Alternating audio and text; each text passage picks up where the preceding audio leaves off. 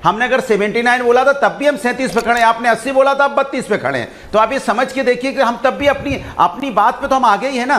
सवाल यह है कि हर चीज को इस तरह से जोड़ना 1984 1990, इसीलिए मैं हाथ जोड़ के आपसे निवेदन कर रहा हूं। आप उत्तर प्रदेश से तो साफ हो ही चुके हैं, आने वाले दिनों में देश से साफ हो जाएंगे। मैं आपको कहो भी लिख के दे दूं। जनाब, इतना भी अहंकार अच्छा नहीं होता है।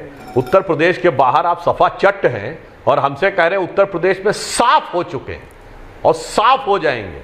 जनाब, आज भी उतनी सीटें नहीं पाए। मुलायम सिंह जी के जमाने में 40 सीटें पाई थी सपा ने। का में इस्लाम के खिलाफ बोलने वाली पार्टी की जीत पे या वेटिकन में क्रिश्चियनिटी के खिलाफ बोलने वाली पार्टी जीत सकती है और उसके ऊपर मुस्कुराने वाला कोई मुस्लिम या क्रिश्चियन हो सकता है। सोचिए कितनी इनको खुशी हो रही है कि साहब राम मंदिर में गोलियां चलवाने वाले जीत गए अयोध्या में। पहले तो यह एक क्वेश्चन है और उसी बात का अहंकार दिखता है जिसको दहाई अंक में सीटें नहीं मिली उत्तर प्रदेश में। सुनिए, सिंगल डिजिट में सीट है उत्तर प्रदेश में और आप भाव भंगिमा देखिए, तेवर और कलेवर देखिए और उसके बाद हमसे पूछा जा रहा है कि साहब अहंकार किसके अंदर है। और कोई विषय राजनीति का नहीं। जब 2 सीटों के थे, जब जिंदगी में उम्मीद नहीं थी कि कभी अपनी जिंदगी में सत्ता आएगी, तब भी साथ में खड़े थे। जब 160 180 सीटें रही तब भी वैसे ही खड़े थे। जब 116 आ गई तो वैसे ही खड़े थे। 282 वैसे ही खड़े थे। 303 पे वैसे ही खड़े और 240 पे वैसे खड़े। नमस्कार दोस्तों, स्वागत है आप सभी का। आप देख रहे हैं हिंदुस्तान पॉइंट ऑफ व्यू। दोस्तों, आज मैं जिस वीडियो पर रिएक्शन देने वाला हूं वो वीडियो है रिपब्लिक भारत यूट्यूब चैनल का। दोस्तों, आज की डिबेट होने वाली है बीजेपी के प्रवक्ता सुधांशु त्रिवेदी और समाजवादी पार्टी के प्रवक्ता अनुराग भदौरिया के बीच में। दोस्तों, जब एंकर ऐश्वर्या कपूर ने सपा प्रवक्ता अनुराग भदौरिया से पूछा कि अनुराग ये बताओ कि यूपी में 37 सीट जीत कर भी सपा वाले इतने खुश क्यों हो रहे हैं। तो दोस्तों, इस पर अनुराग भदौरिया बोला कि यूपी के मुसलमानों ने और यादवों ने मिलकर हिंदुओं की अयोध्या में सारी हैकड़ी निकाल दी। तभी सुधांशु त्रिवेदी ने इस हरे कुर्ते की औकात नाप दी और लाइव डिबेट में पप्पू और टोटी चोर के चमचे की साबुन लगाकर धो डाला। दोस्तों, यदि आप चैनल पर नए हैं, चैनल को अभी तक सब्सक्राइब नहीं किया तो प्लीज़ चैनल को सब्सक्राइब किए बिना मत जाएगा। तो चलिए हम लोग देखते हैं कि कैसे सुधांशु त्रिवेदी ने कांग्रेस के प्रवक्ता रत्नाकर त्रिपाठी और सैफई के हरे कुर्ते की वाट लगा दी। सुधांशु जी, आप जमीन की हकीकत नहीं समझ पा रहे हैं। ये जो पॉलिटिक्स है ना, और जनता की सेवा क्रिकेट नहीं है। यहाँ रन बनाने नहीं पड़ते, यहाँ काम करना पड़ता है। शायद आप भूल रहे हैं कि जहाँ से आपके बड़े नेता लड़ते राजनाथ सिंह, उसकी अगल बगल की सारी सीटें हार गए। लखनऊ की 2 सीटों में 1 सीट आप हार चुके हैं। अगर जहाँ से आदरणीय मोदी जी लड़ते हैं वहाँ की अगल बगल की सीटें सब हार चुके हैं आप। और जहाँ से अयोध्या मैंने बता दिया, और जहाँ से योगी जी आते हैं वहाँ की अगल बगल सीटें सब हार चुके हैं आप। तो सवाल उठता है, आप हार मानने को तैयार क्यों नहीं है। आप ये मानिए कि आप हार रहे हैं। जो हमने 79 सीटें कही थी, आज भी कह रहे हैं कि हमारी कम से कम 15 से 16 सीटें हम ऐसा मान रहे हैं कि हमारी कम आई हैं। और आप 32 सीट लाके खुश हो रहे हैं तो आपको बधाई। अभी भी हम आपसे ज्यादा 37 सीट लाके खड़े हैं। हमने अगर 79 बोला था तब भी हम 37 पे खड़े हैं, आपने 80 बोला था, अब 32 पे खड़े हैं। तो आप ये समझ के देखिए कि हम तब भी अपनी बात पे तो हम आगे ही है ना। सवाल यह है कि हर चीज को इस तरह से जोड़ना 1984 1990, इसीलिए मैं हाथ जोड़ के आपसे निवेदन कर रहा हूं। आप जनता को 2024 में ही रहने दीजिए। आप जनता को पीछे ले जाने की कोशिश करते हैं, उनके इतिहास में उनको ले जाते हैं और उनके भविष्य उनके वर्तमान की बात नहीं करते। इसलिए जनता ने आपको आईना दिखाया, फिर भी आप वहीं जा रहे हैं। तो हम आपको निवेदन करते हैं आपसे, चूंकि आप सत्ता में उत्तर प्रदेश में भी है, तो जनता के भविष्य की और जनता की चिंता कीजिए। आप चिंता करने लगते हैं अपने नेताओं की चिंता कम कीजिए, जनता की चिंता कीजिए, तो शायद आप कुछ आगे कुछ आपको मिलेगा। वरना आप उत्तर प्रदेश से तो साफ हो ही चुके हैं, आने वाले दिनों में देश से साफ हो जाएंगे। मैं आपको कहो भी लिख के दे दूं, क्योंकि जनता आपको देखना नहीं चाहती है। आप जीते हैं, इसके बाद फिर स्टूडियो में कहां किस तरह से आप आए, लेकिन आने वाले दिनों में आपकी हार। ओके अनुराग, उत्तर प्रदेश, ओके प्रोफेसर साहब। जनाब, इतना भी अहंकार अच्छा नहीं होता है।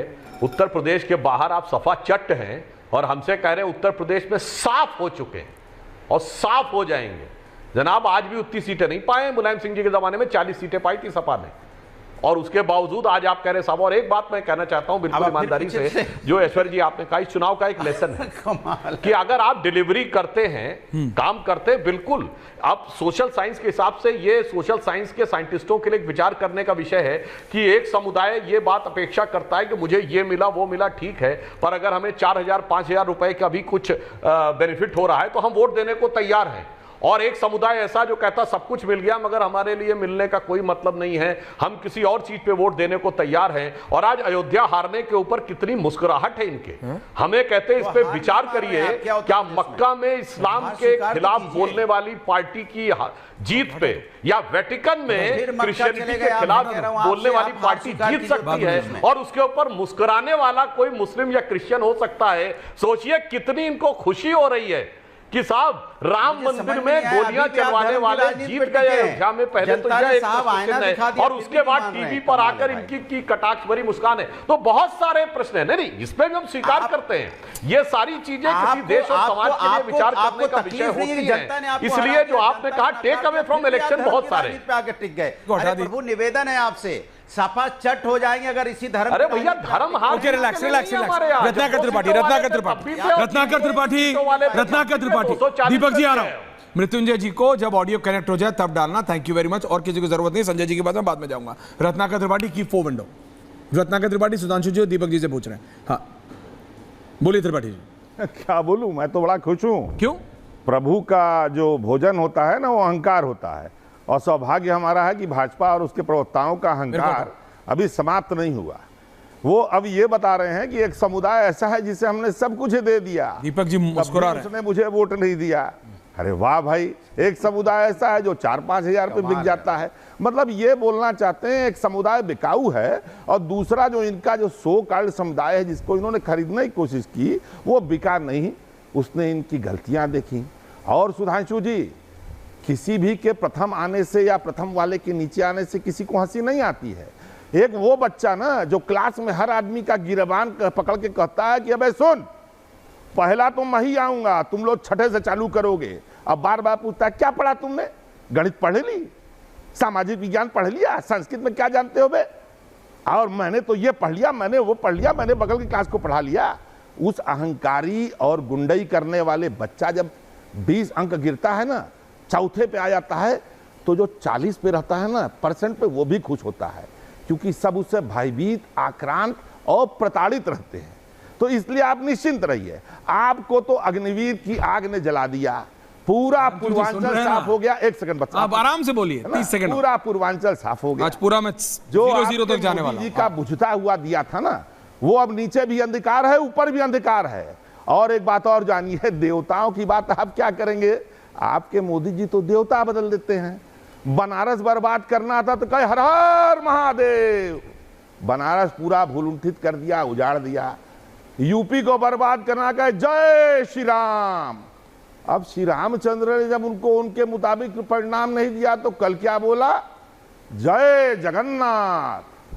पूरी बर्बाद, उड़ीसा बर्बाद। मैं तो समझ गया उड़ीसा वालों की शामत आ गई। और दीपक चौरसिया जी, आप एक पत्रकार रहे हैं, फेक वीडियो पे जो हंस रहे हैं ना, सोना बनाने वाली बात। हाँ, मैं आपको बताऊं, जिससे जनता को आप मार रहे थे, जनता मरेगी नहीं। केदारनाथ अग्रवाल ने कहा है आपके सोने पे बोल रहा हूं। इधर तुम बताओ, तुम्हारे समय में से झूठ बोल गए 1400 सिलेंडर था। हम तो अभी जिस ड्राइवर के साथ आ रहे थे उसके साथ अंतिम सिलेंडर। आ रहा हूं दीपक जी, आ रहा हूं अनुराग जी, आ रहा हूं। ओके, एक एक करके जवाब, क्विक रिस्पांस। सुधांशु त्रिवेदी और दीपक जी, क्विक रिस्पांस। आपको बता 2 वर्सेस 1। अनुराग जी आ रहा हूं, टेंशन मत लीजिए, आ रहा हूं प्रोफेसर साहब, फेंकेंगे। आ रहा हूं। सुधांशु जी पहले और उसके बाद दीपक जी, क्विक रिस्पांस। इधर एक रखो, हाँ बोलिए। देखिए, एक तो मैं इनको बधाई दूंगा कि इन्होंने स्वीकार कर लिया कि हम वो बच्चे थे जिसको ये भी पता था, वो भी पता था। हाँ, और उसको ये पता रहता मैंने तो ये भी पढ़ लिया, तुम ये बताओ। उससे वो बच्चा भयभीत रहता है जिसके 20 नंबर भी नहीं आते थे। वो 40 पाने वाला बच्चा इस बात पे खुश होता है कि इस बच्चे के 20 नंबर कम हो गए। इसके लिए इनको धन्यवाद देता हूं, इन्होंने बिल्कुल स्वीकार किया। और उसी बात का अहंकार दिखता है जिसको 2.5 अंक में सीटें नहीं मिली उत्तर प्रदेश में।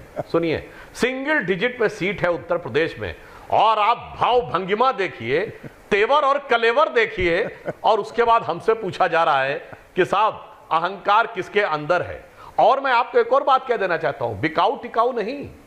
देखिए, हमारे लिए धर्म कोई विषय राजनीति का नहीं। जब 2 सीटों के थे, जब जिंदगी में उम्मीद नहीं थी कि कभी अपनी जिंदगी में सत्ता आएगी, तब भी साथ में खड़े थे।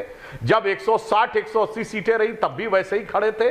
जब 116 आ गई तो वैसे ही खड़े थे, 282 वैसे ही खड़े थे, 303 पे वैसे ही खड़े, और 240 पे वैसे खड़े। हाँ, मगर यह बिल्कुल विचार करने का विषय है कि एक समाज के बारे में यह कहा जाता है कि इसमें ये उस कैटेगरी का है, वो उस कैटेगरी का है, यानी उसमें तोड़फोड़ चलती रहती है, और दूसरे में ऐसी जोड़ चलती है जवाब दे दो। कि भारत से लेकर हमास तक जोड़ के रखा जाता है। ओके। क्योंकि सोनिया गांधी कांग्रेस वर्किंग कमेटी ने इजराइल फिलिस्तीन युद्ध पे प्रस्ताव पारित किया, जवाब दे दो। सोनिया गांधी जी ने आर्टिकल लिखा, चुनाव समाप्त हो गए, विषय नहीं समाप्त होता। मान्यवर बता के जाइएगा किस अंतरराष्ट्रीय कॉन्फ्लिक्ट के ऊपर इंडी गठबंधन ने प्रस्ताव पारित किया, अनुराग और जी, hold किस अंतरराष्ट्रीय कॉन्फ्लिक्ट दीपक जी एक सेकंड प्रियंका जी ने ट्वीट किया। दीपक आपने दीपक के ऊपर ऑलरेडी आपने दीपक जी के ऊपर जिनके बारे में विचार होगा, हम लोग भी करेंगे। मृत्युंजय जी आ रहा हूं, ऑडियो कनेक्ट हो गया।